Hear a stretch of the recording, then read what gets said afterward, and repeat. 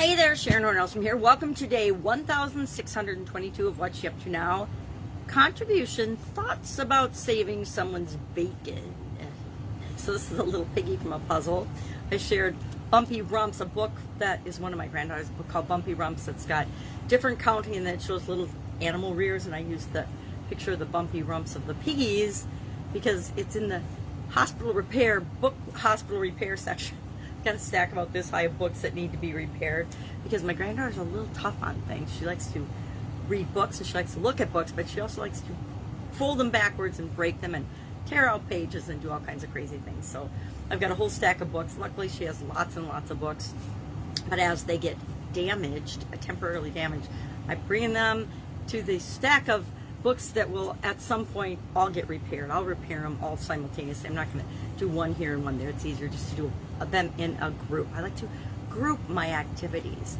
So today we're focusing on contribution for the month of July, brand new month, and throughout the month of July we'll talk about the area and aspect of the life framework that has to do with our contribution, what we're here on the planet for, how we impact other people, other things on the planet, depending on where we live, how we give value and put value into the world, or are we just here taking?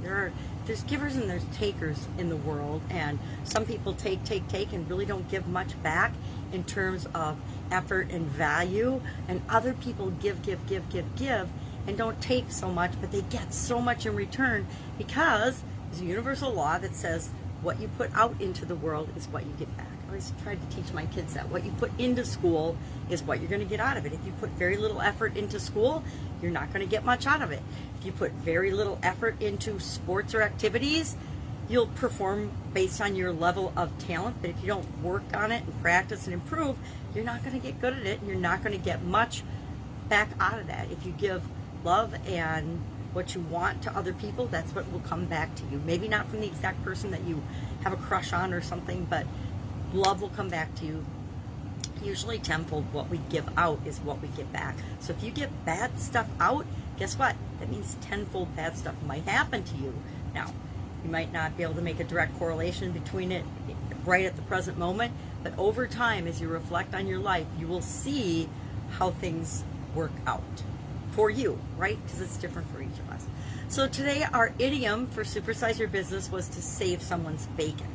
And that of course means to help prevent harm or protect them or avoid danger, things like that. So I shared, how do we supersize our business? By saving our customers bacon. Well, by solving problems for them or providing a product or service that meets their needs or desires. The bigger the problem, the faster we grow and supersize our business. Another way to save our own bacon or have our bacon saved, and I shared some examples from my personal life of how I've had my bacon saved over the years. And I guess I didn't share how I've saved other people's bacon because that just seems braggadocious to me, so why bother? But I guarantee I've saved a lot of people's bacon as well. But people have also saved my bacon, so I shared those ways. And then what are some of the ways that we can make sure as we're growing and building our business and in our life in general that we plan for or protect ourselves from the stuff in life that can just plain happen. In the last couple of years, we've had some interesting storms go through the area that I live in. Last year, summer, we had like tornado-like winds go through, and they took out trees, they took out our front porch, they took out part of our roof.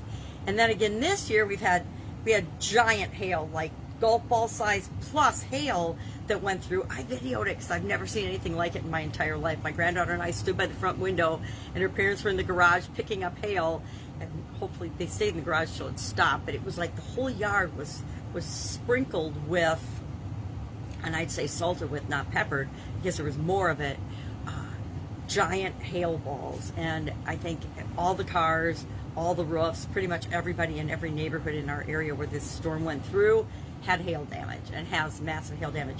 I laugh every time I see a roof getting put on because the roofers in our area are just having a field day because everybody needs a new roof. That means insurance, which is one of the things we want to make sure we have in place to protect ourselves against needing because it will save our bacon, right? Having insurance saves our bacon. Having insurance for our health, for our businesses, for our homes, for our cars, all of it's imperative. And I am not a fan of insurance companies because I think they're like legalized gambling.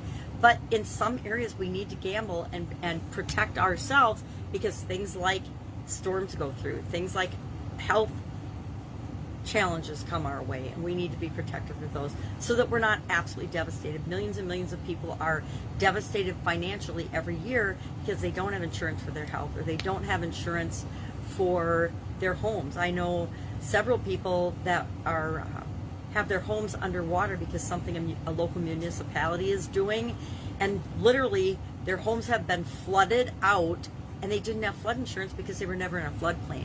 But the changes that a municipality made, and there's big lawsuits going on about it, lawsuits are another way, and legal action is another way to save your or someone else's bacon or your business's bacon. I didn't even talk about that.